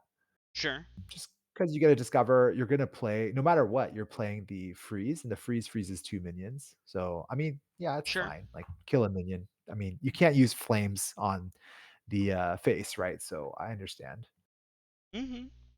Oh, of course, the reason why was the spell damage. I forget there's spell damage on that minion. Yeah. The 3/1 does have spell damage, so it is still a dangerous one to face. Okay, does he have a frost spell still? He's digging. There it is. There's also just a chance of winning soon with Guild Trader into Ignite. I kind of want to see those fire sales traded. Just Fireball Right. is really good. Ooh, This is one off lethal.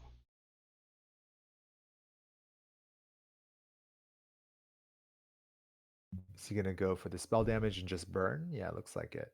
Yeah, going for the burn plan. If his opponent cannot find some card draw, this is going to be a win without the quest mattering, Right. really.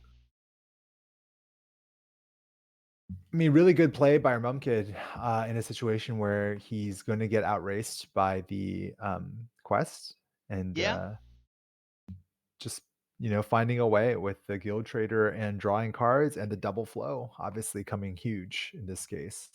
that is true. Is that a Pexis lethal? I don't know. I don't see the I numbers for the don't think math. so. It is No, not. it's not. It was pretty close, but Yeah, yeah. Now still looking for a still looking fireball, for, just yeah. something. Oof. That is not it. That is not it. And your Mumket does get it, even without caring about the quest. He might play Dawn Grasp just for us to see it. Yeah. Or not.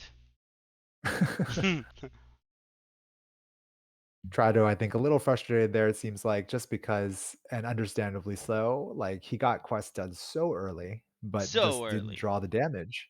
Right. I mean, his opponent drew basically all the damage, and he just drew Yeah. none of it. His opponent had just really good plays with just going spell damage from other sources. No need for Right. Varden. Yeah, and finding card draw. I think that was the other limiting factor, of course, is that Trado never got any real card draw there. That's true. That hurt a lot. Yeah, I think if he even in the last turn there, top decks, oh my gosh, still the names. Draw cards based on spell damage, you you're feeling good there, you know. You find a way out. Yeah, I agree. All Um, right, so this should be, yeah, we are looking at a hand lock. So the mage is yes. pretty favored here and has Incanter Slow in hand. Yeah, So that that must is feel good. literally what you want. I think you keep Brain Freeze because it's pretty good to end your quest. Or you just get another flow. Oh my god. This is a I mean, yeah. Yeah. it's strong. It's strong. It's very disgusting. If he can draw what he wants to draw, this is going to be extremely disgusting.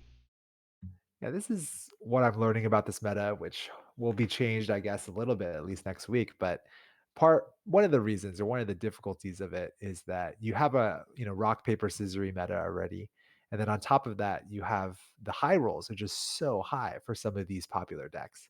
Yes. And that makes it hard, because they are good at just beating decks that they have an Mhm. advantage over. And then against aggro or decks that they are weak against, if you just high roll, then you're fine, right? Yeah, that's true. I mean, that's what Mage does.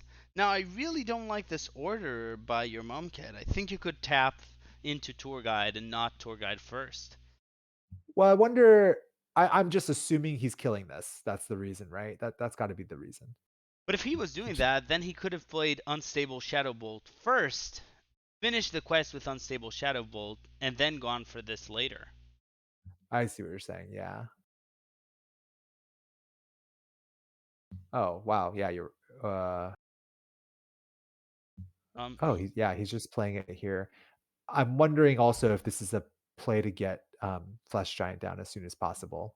yes. It does seem like that's the line here. Yeah, it does look like he's going for a really early giant. I kind of want to see that encounter or the creme session just because you can play it, but this is fine. You don't need to do it. You hit face with that 1/1 and then shadow bolt it and then drop that flesh giant. Right. Getting This that, is very good quest progression here, but more yeah, importantly, the discounts on the Flesh Giant are huge. yeah. This is a turn 4 1 mana flesh giant, and they said it was Yeah. nerfed. Yeah, not nerfed at all. No. Try to, saying a little bit of wow there. Speaking of not nerfed cards, that's 3 mana Springwater. Yeah, gain a mana back. Yeah, old school Springwater. That was when Springwater was 4 mana, you would very often get a mana back from Springwater. Right. He does have to be a little careful. He hasn't drawn his, Wand Thieves, and so it's a 1 in 10 at this point, right? Yes, Oh my god, another flow. that is another flow. Do you even need another flow? I was kind of wondering, but, I mean, I Uh, assume he's gonna fireball this? So what is he doing with the extra mana? Oh, okay, to flow. Got it. Of course. yeah. Of course, just a third flow. I mean, if you can do it, don't ask yourself if you should do it. But I think Right. this is his whole deck is free at this point. Yes.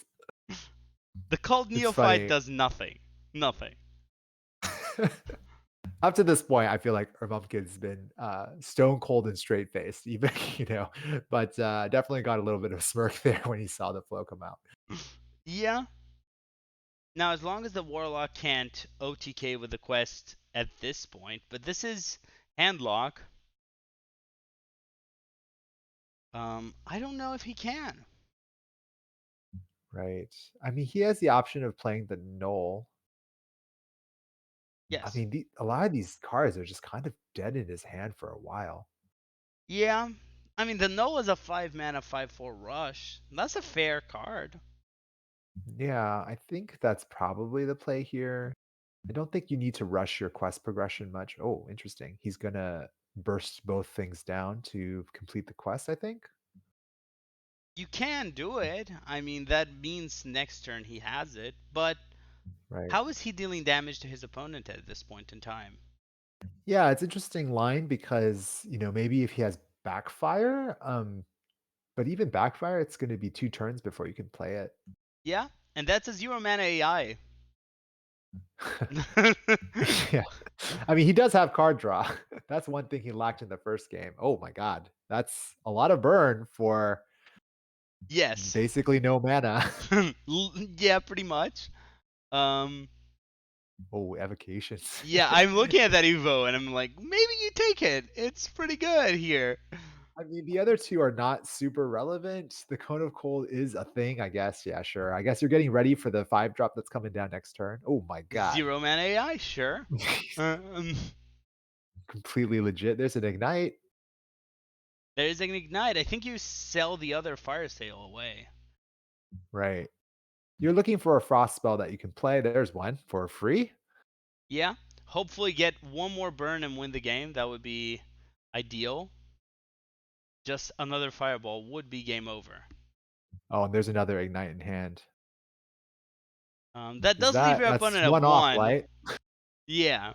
Almost. You could cram session to see if you get something else at this point. Right. I guess Um, he's saving it for reload, but I don't know. I guess if you get, you discover a spell damage minion or something, then they can really pop off. yeah. No Baker here does mean Tridos Mage is gonna Yeah. get through. Or Mumpkin finds the lethal. Yes.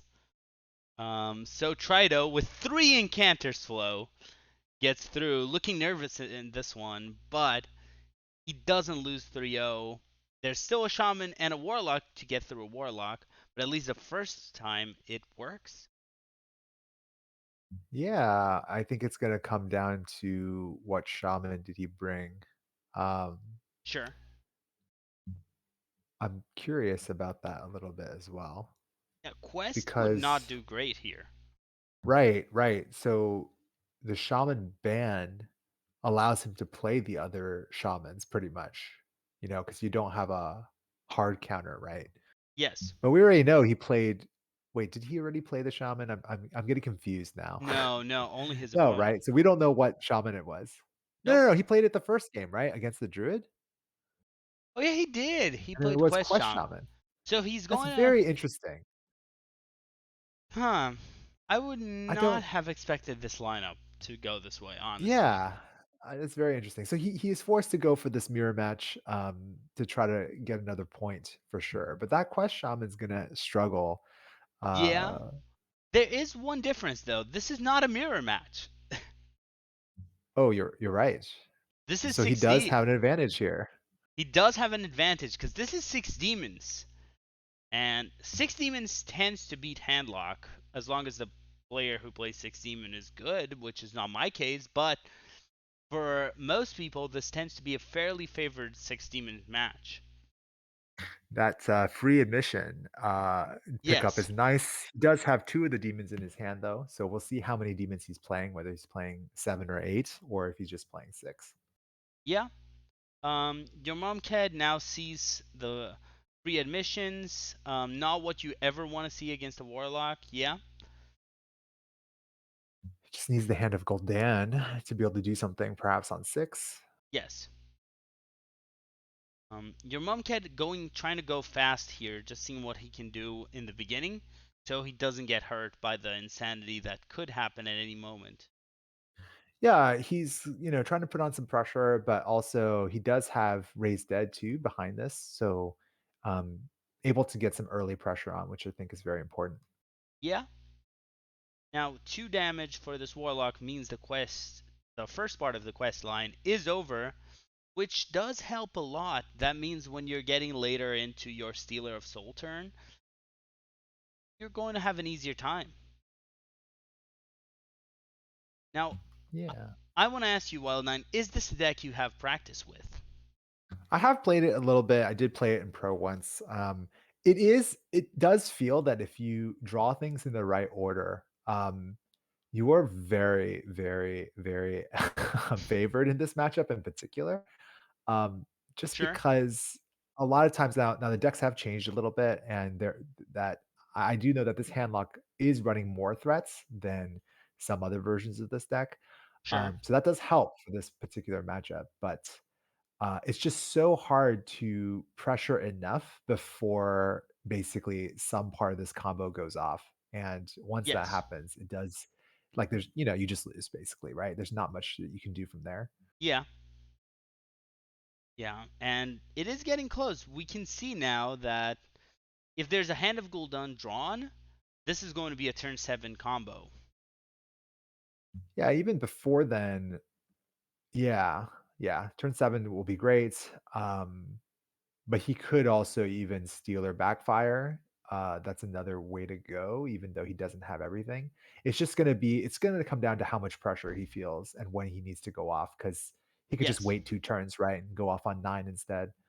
Yeah. Oh my gosh. Or he can do that next turn. Next He turn could wait 1 works. turn here. If he waits 1 turn, he might even just drop the Dark Glare to exert some pressure. I kind of like it. Yeah, Just I like that dropping that 3 idea. mana Dark Glare and saying, hey, let me waste some of your resources because Insanity is coming.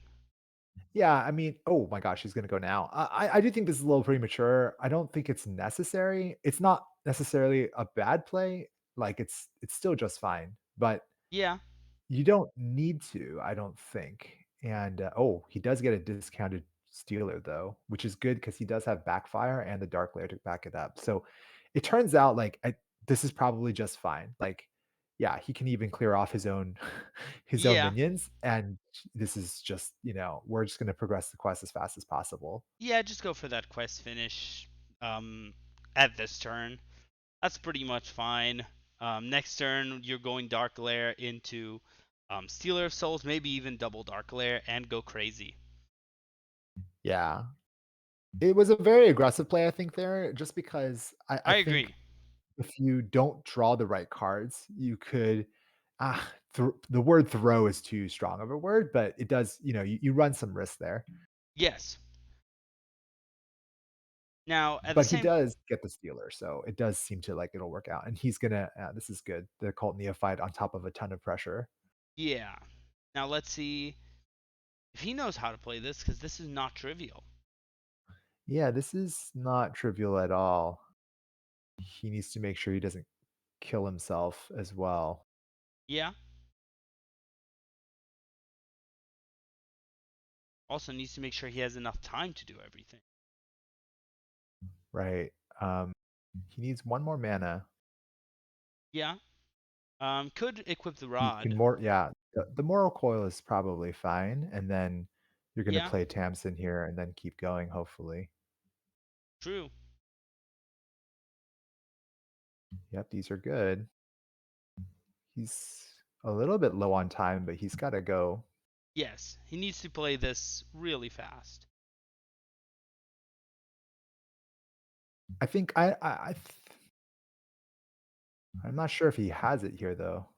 I don't think he does. I think this is a mistake. He's dead to board. Oh, that's rough. That I was think that he rough. that's exactly what kind of we were saying, like, you it's really draw dependent there. So if he Yes. doesn't draw more card draw after the, Yeah. Tamsin, then you just get stuck, right? And so if he had just waited one more turn, I think, and he could have comboed with the, what's it called? The dark layer instead of not having that. I think that would have made a pretty big difference here. Yeah.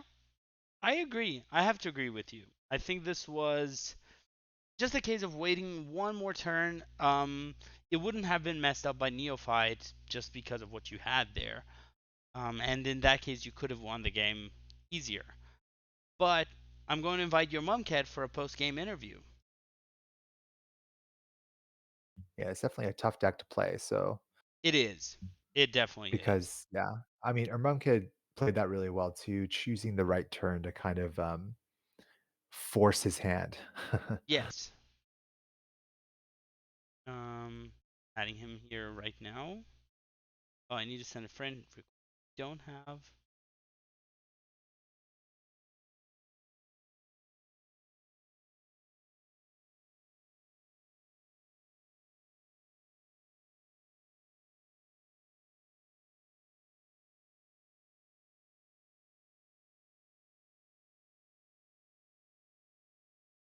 Okay, just added your mom, Cat. He did accept my friend request. I'm surprised he didn't have your mom, Cat. Someone who plays on stream this much, I would expect. Your mom, Cat, congratulations on your win. Thank you. How did it feel? Pretty good. I was just surprised pretty much one thing about his lineup. I didn't think he was gonna bring Quest Shaman, but I Right. guess he was liking the Quest Shaman a lot, so he just brought it anyways, even though I felt like he would have Aggro Shaman. That's why you probably saw a couple of Yes. the Ooze guys in my decks. Right. Were you bringing aggro shaman? Yes, I was. Yeah. What was your thought about the Druid band? Because I think that's really interesting. A lot of people probably wouldn't go that route. People see Shaman and Warlock, that's what they ban. Why Druid? Well, I knew I wasn't gonna ban Warlock because I brought Mage, and Warlock's like one of the better classes for Mm-hmm. Mage to beat, so I wasn't gonna go there. And then when I thought about banning Shaman, was thinking that I could just leave an aggro Shaman up and maybe put a couple weapon techs in. I don't know if it was the right call or not, but I knew he had a chance of not bringing aggro shaman too because sometimes you would go for like a warlock band or something, and I think that would have worked out in my favor too. So I was just kind of hoping he didn't have aggro shaman, and if he did, I was prepared for the with the weapon techs and I guess my mage and warlock. Hmm. It's Mm-hmm. interesting. But your reasoning, interestingly enough, had nothing to do with the Druid. So, Oh yeah, well I knew that mage might be the hardest class to win with. I didn't really ah, explain this part, but and then I know that druid just so slams so mage, so basically, I right, right, just right. So protect wanted the to get mage, rid of right? that. Right, right, Yeah. right. Mm-hmm. You both had pretty crazy games with the mage. Your both your wins with the Yep. all the flows going off.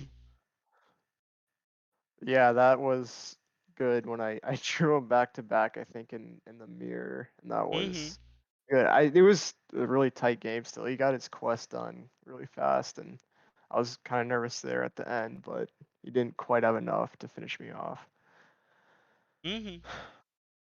Now, And then I was nervous again in the last game when he was popping off there. I thought he might hit another Hand of Gul'dan or something, and then I would have died. yeah, Six Demons still feels to me like the worst deck to face. It's like at any moment you might be dead. Yeah, I thought about healing that turn, but I thought maybe the Neophyte would be enough. I don't know. I want to get the take on the quest done, but I probably should have Mm-hmm. just gone double Neophyte maybe. I don't know. I kind of made that choice kind of quickly. But I it think, was a Yeah, tough one. yeah, go ahead. I agree with you. I think it was a tough decision. I think that it's interesting, right? Because that is one of the um, pivots on Warlock, right? That would give in this matchup, in this mirror matchup too of your classes, that gives the Warlock an edge there, right? Because like you were saying, you don't want to ban Warlock because of the Mage, but technically the 6D version does have an edge against Mage, right? Yeah, I honestly whenever I'm playing, I don't really expect my opponents to bring the six. I haven't really. I guess Skittles brought against me in Hero, but I can't play the deck myself. I haven't even tried. I probably shouldn't even say that, but I'm just not good with that, and I just Eh. don't. I expect the hand lock Yeah. mostly, and I just think it's got one of the best spreads across the board. Oh So yeah. that's just what For I'm really sure. expecting. And then if they bring the 6-1 and they play it well and beat me, I just say well Yeah. played Tip your hat Mhm. to and them move and just on. be like, yeah, you deserve Yeah. it, right? Yeah. Yeah.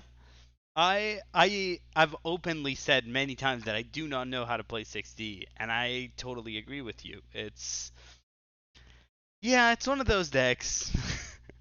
It takes a lot of effort as well. One question about that though, do you expect 6D is getting nerfed the day after tomorrow? Yeah, I think they'll probably just change Steeler somehow. I don't really know what exactly they'll do, but I feel like Steeler is just gonna get changed and then we're gonna move on with our lives. No D6 Warlock anymore. That's fair. Yeah, it's one of those decks that I think most people will not miss. Um, Yeah, I think so. so one question I have for you, your mom kid, is do you expect any particular class? Let's say the nerfs completely gut Warlock. What classes would you expect to come back or come up that have been needing to come back, have been due to a comeback, or do you think just dominant decks are going to become more and more dominant? Um, I guess I'm not really sure on that. I don't think it's that great for Mage if Warlock gets gutted because then it just gets one of its better matchup. I mean, if you're talking about hand Warlock, that is.